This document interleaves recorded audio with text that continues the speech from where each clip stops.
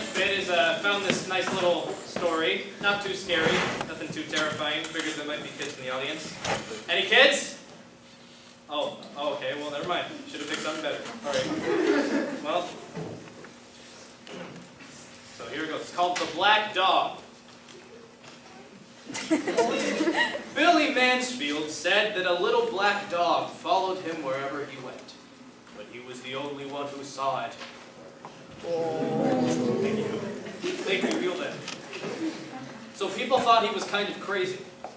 To drive the dog away, Billy was always hollering and throwing rocks at it, but the dog always came right back. The first time Billy saw that dog was the day he fought Silas Burton. Billy was just a young man then, but the Burtons in Billy's family had been feuding for years. When Billy saw Silas riding toward him, he went for his gun, and Burton went for his. But Billy fired first. He hit Burton in the back, knocking him from his horse.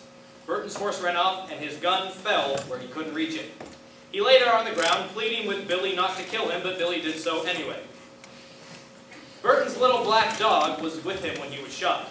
The dog kept licking Burton's face and barking and snarling at Billy. In his anger, Billy killed the dog too. Thank you.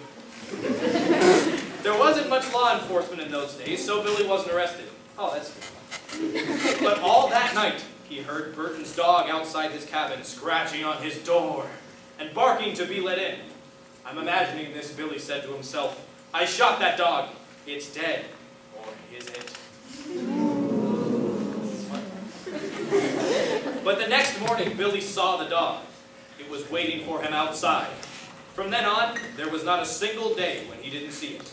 And there wasn't a single night when he didn't hear it scratching on his door, barking to be let in.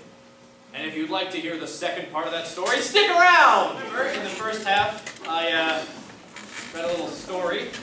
Now the exciting conclusion of the... Did I hear someone say I try not to when I said this? You alright? You want to come up and do this? Do it. No. Go, Bailey, go. Come on. Go, Bailey. Okay, anyway, sorry. So, here we go. From then on, Billy was always finding black dog hairs on the sofa, on the floor, in his bed, even in his food.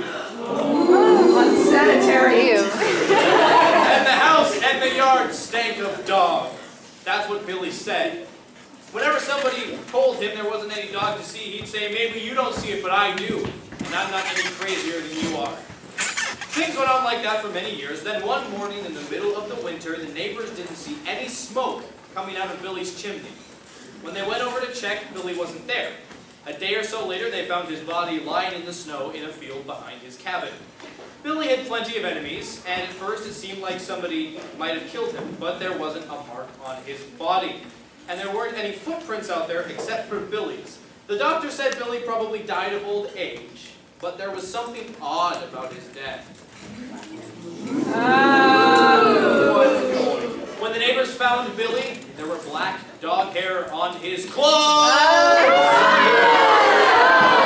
There were even a few on his face, and it smelled like dog had been out there. Or a dog. Yet,